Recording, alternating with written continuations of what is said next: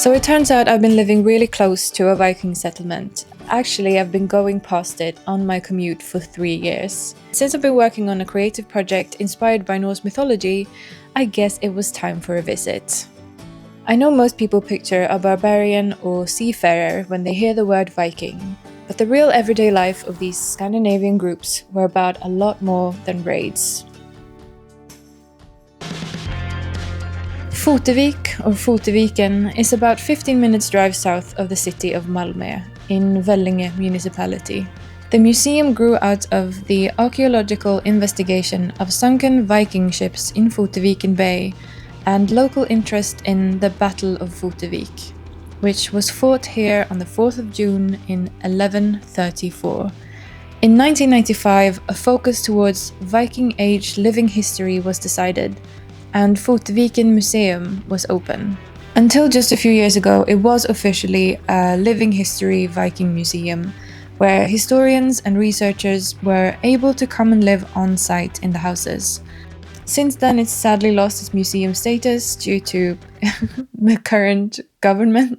So there are still things to see and do, some craftspeople on site, as well as a daily display of sword fighting that had a more intricate choreography than we expected. Although the site is small, there were a surprising amount of things to see, all of it fully functioning. There's accommodation plots for the living historians, a baker, a weaver, a smithy, other craftsmen and traders, as well as the Tingshus, and their annual market every summer, where the place is really bustling with visitors and early medieval crafts. But we will go through all of this soon.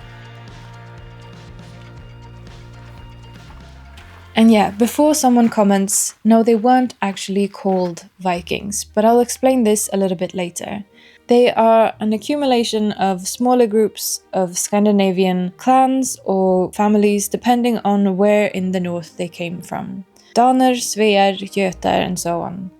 But for the algorithm, Viking is what most people recognize. We started our visit by looking at this string of houses closer to the water.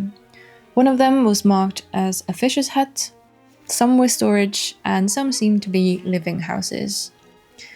During the Viking Age, population in Scandinavia grew rapidly.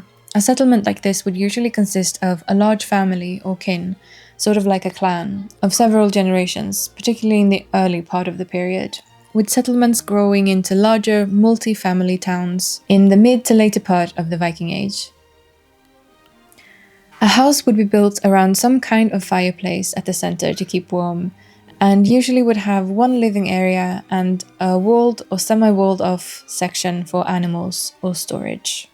In this style of house, overgrown with greenery, it'd be common to have smaller animals grazing the roof, like goats or sheep. This smaller structure has been half dug into the ground and is made for storing food items.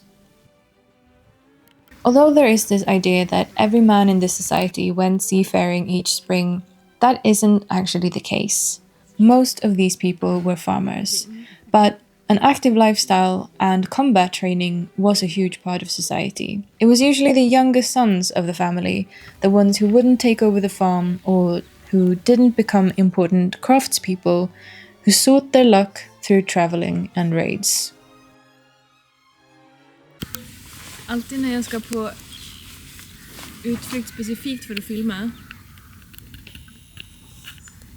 så regnar det. Are you happy about that?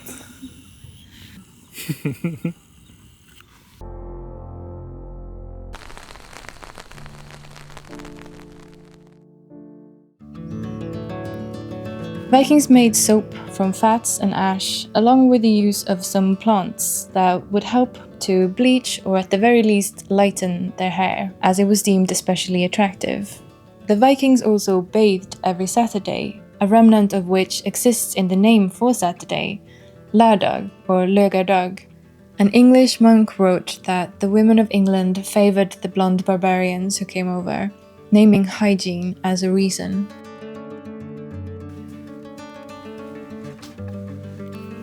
The Vikings tended to have a pretty decent diet, with a lot of dairy and meat, and especially fish. Archaeological finds suggest that they were almost 10 centimeters taller on average than other groups of their time. So the legend of the tall, blonde Viking seems to be true.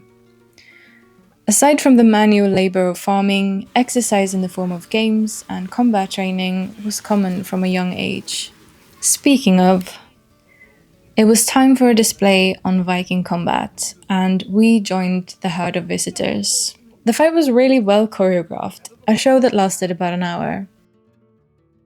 We did sneak off before the show was done, taking the opportunity to film without interrupting other people's visits. Not everyone wants a camera in their face.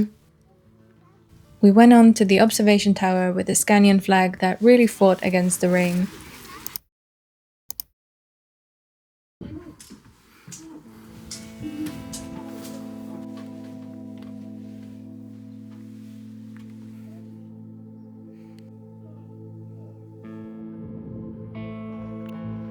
The views were so great from up there, you could see all the way to Denmark.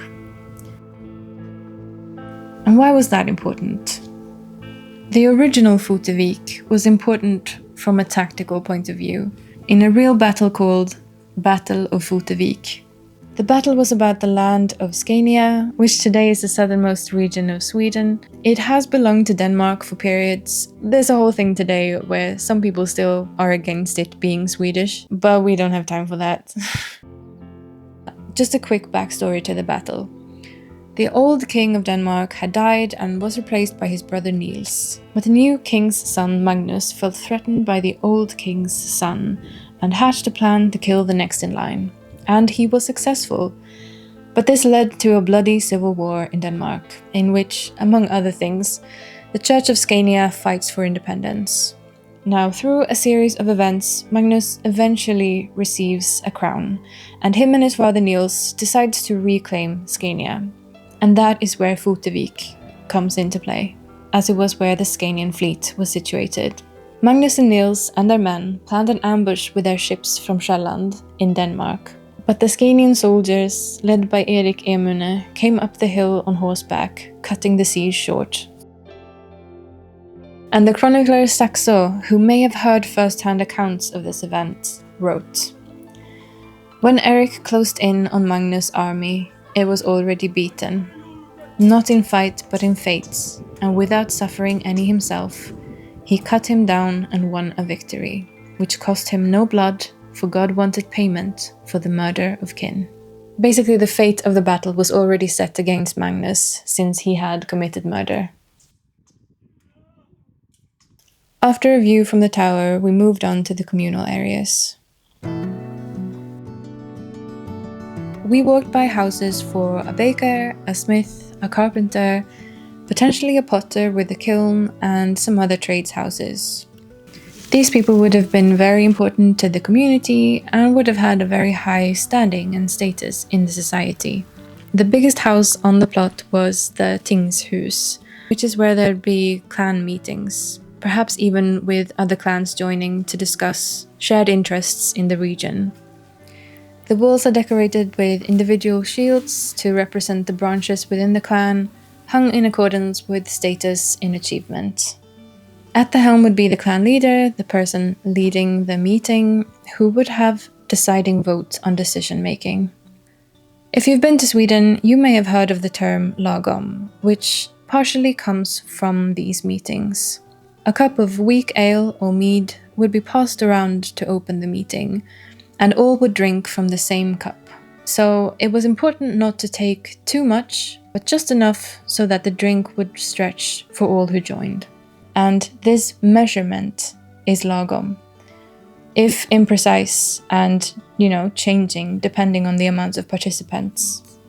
It's the measurement of just enough, a measurement that still sort of shapes Swedish society today. You want some milk in your coffee? Yes, lagom. How far was your morning run? Oh, nothing crazy, lagom. How's work? Well, there's things to do, but I'm neither idle or stressed. It's lagom.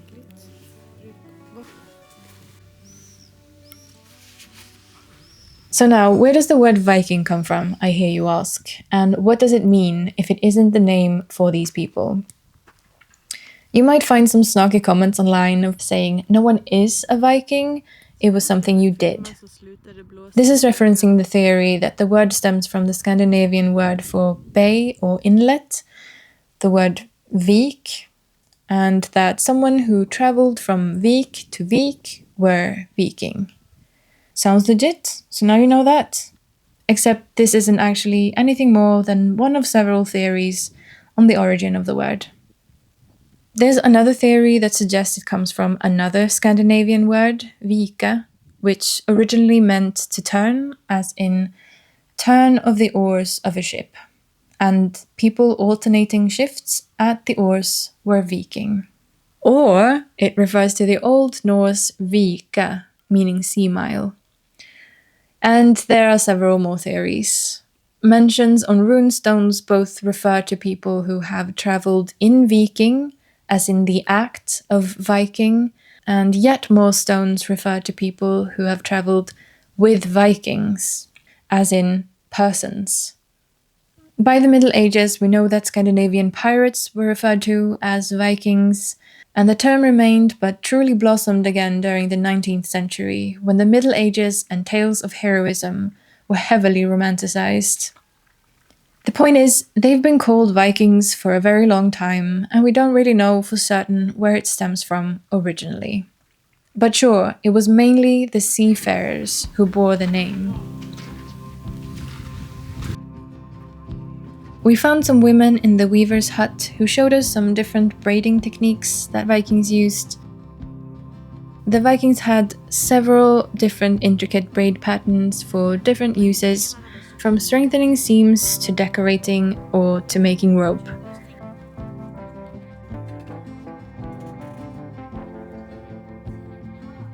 I was also amazed to see this round weaving thing that actually created a stretchy kind of fabric. We got to try our hand at a 4-strand braid, a smaller version of a rope style weave with these dial things hanging from the ceiling, so we did leave with some souvenirs.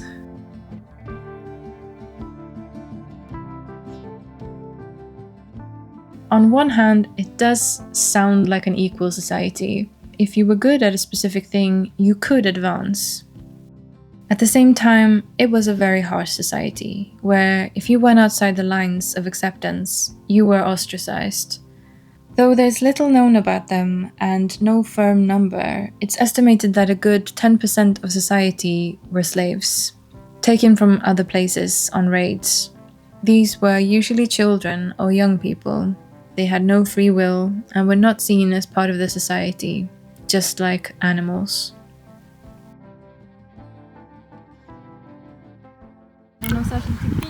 Finally, before leaving, we tried our hands at axe throwing. Didn't go well. Close enough. Until Nice! someone was lucky. On our way out, we found this little shrine with carved wooden figures and remnants of offerings to the gods. I've already made several videos about the fates and magic rituals and some of the Norse gods, so I recommend you check those out. There is so much more to say about the life of these people, more than I can put into a video. But hopefully this sparked enough interest and answered some of the questions. As some of you may know, I'm working on my own illustration project inspired by Norse mythology, so this visit was a lot of fun to get to immerse myself in the environment. I like to go out and take my own reference photos for my creative process, and this ended up being a great place for that. I found a lot of material to sketch from, and though the project has a ways to go still, I'm hoping to share some of the process in the future.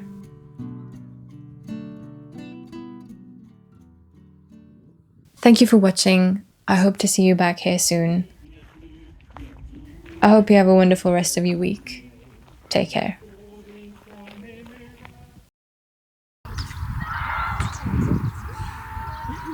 Gå är normalt, stå är normalt. Ja. Det gör man sällan när kameran är på. Nej, jag tänker det också.